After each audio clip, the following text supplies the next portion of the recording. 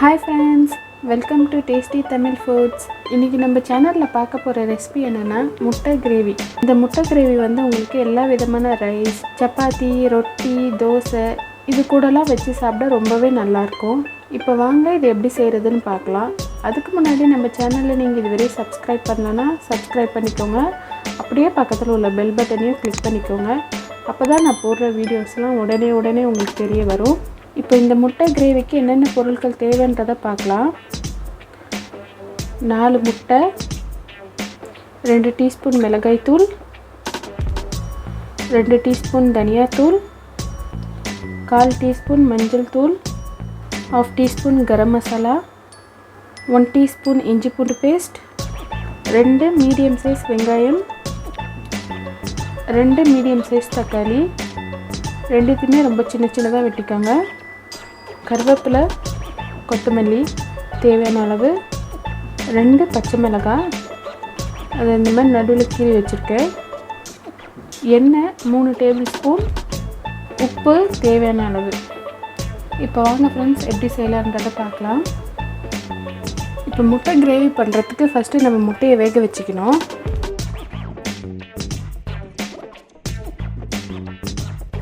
அதுக்கு நம்ம முட்டையை வேக வச்சு எடுத்துக்கலாம். வேகட்டும்.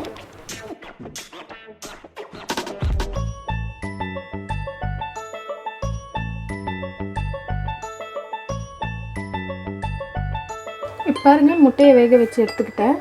இப்போ முட்டை ரெடியாக இருக்குது. நம்ம கிரேவி செய்ய ஸ்டார்ட் பண்ணலாம். இப்போ கிரேவி செய்கிறதுக்கு பேன் அடுப்பில் வச்சுட்டேன். பேன் நல்லா சூடாயிடுச்சு. இப்போ இதில்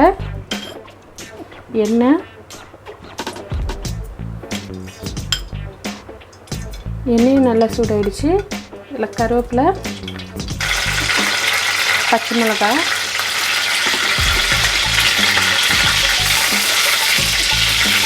கருவேப்பிலை நல்லா வெடிச்சிருச்சு. இப்போ இது நம்ம வெட்டி வச்சுட்டு வெங்காயம் சேர்த்துக்கலாம்.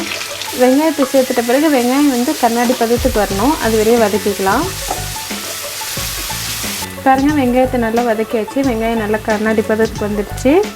இப்போ இதில் இஞ்சி பூண்டு பேஸ்ட் சேர்த்து அதோட பச்சை வாசனை போகிற வரையும் வதக்கிக்கலாம். பாருங்கள் இஞ்சி பூண்டு பேஸ்ட் சேர்த்து நல்லா வதக்கியாச்சு. இப்போ இதில் நம்ம வெட்டி வச்சுருக்க தக்காளி சேர்த்துக்கலாம்.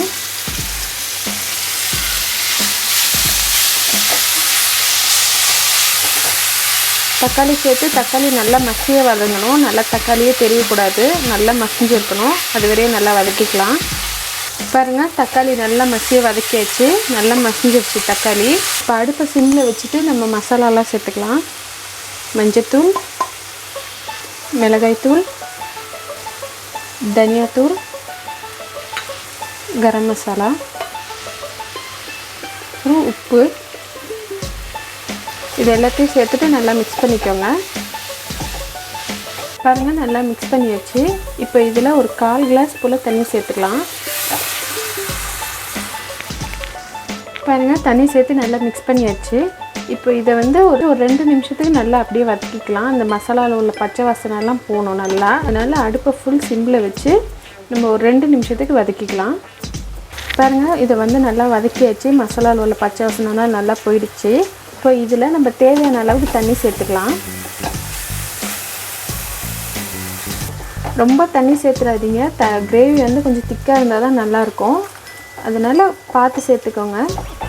பாருங்கள் இதுதான் கரெக்டான பதம். நான் ஒரு 1/2 கிளாஸ் போல் தண்ணி சேர்த்துருக்கேன். பெரிய கிளாஸில் ஒரு 1/2 கிளாஸ் போல் தண்ணி சேர்த்துருக்கேன். இன்னும் கொஞ்சம் கொதிக்க வச்சோன்னே இன்னும் கொஞ்சம் திக்காகும் லாஸ்ட்டில். இப்போ இது கொதிக்கிட்டோம். ஒரு 5 நிமிஷத்துக்கு அடுப்பை நல்லா ஃபாஸ்ட்டாக வச்சு ஒரு 5 நிமிஷத்துக்கு கொதிக்க வச்சுக்கோங்க. பாருங்கள் ஒரு 5 நிமிஷத்துக்கு நல்லா கொதிக்க வச்சாச்சு. இந்த மாதிரி எண்ணெய் மேலே நல்லா தெரியணும். இந்த மாதிரி தெரிகிற வரை கொதிக்க வச்சுக்கோங்க. இப்போ இதில் நம்ம முட்டை சேர்த்துக்கலாம். முட்டையை இந்த மாதிரி நல்லா ஒரு 2-3 கீரல் போட்டுக்கோங்க. கீரல் போட்டு சேருங்க. அப்போ தான் அந்த கிரேவியெல்லாம் நல்லா வந்து உள்ளே இறங்கியிருக்கும் முட்டைக்குள்ளே.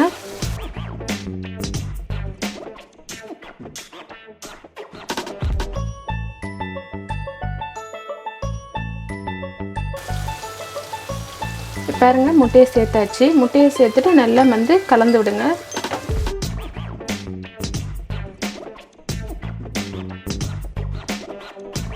பாருங்கள் மிக்ஸ் பண்ணியாச்சு. இப்போ இதில் கொத்தமல்லி சேர்த்துக்கலாம். கொத்தமல்லி சேர்த்து நல்லா மிக்ஸ் பண்ணிக்கலாம். இப்போ நல்லா மிக்ஸ் பண்ணிவிட்டு இதை மூடி போட்டு ஒரு 2லேருந்து 3 நிமிஷத்துக்கு நம்ம கொதிக்க வச்சுக்கலாம். அப்போ தான் வந்து அந்த முட்டைக்குள்ளே அந்த கிரேவியெல்லாம் நல்லா இறங்கி நல்லா டேஸ்ட்டாக இருக்கும் முட்டை. இப்போ அடுப்பை சிம்மில் வச்சு ஒரு 2லேருந்து 3 நிமிஷம் கொதிக்கட்டும். இப்போ பாருங்கள், ஒரு 3 நிமிஷம் போல் நல்லா கொதிக்க வச்சுருக்கேன். இப்போ திறக்கிறேன். பாருங்கள், முட்டை கிரேவி எவ்வளோ சூப்பராக ரெடியாக இருக்குது. இந்த மாதிரி எண்ணெய் நல்லா மேலே தெரியணும். இந்த மாதிரி வர வரையே சிம்மில் வச்சு கொதிக்க வச்சுக்கோங்க. இதுதான் கரெக்டான பதம். இந்த அளவுக்கு வந்து கிரேவி வந்து இருக்கணும் திக்காக. ரொம்பவும் தண்ணியாகிடக்கூடாது, ரொம்பவும் திக்காகிடக்கூடாது. இந்த அளவுக்கு இருக்கணும்.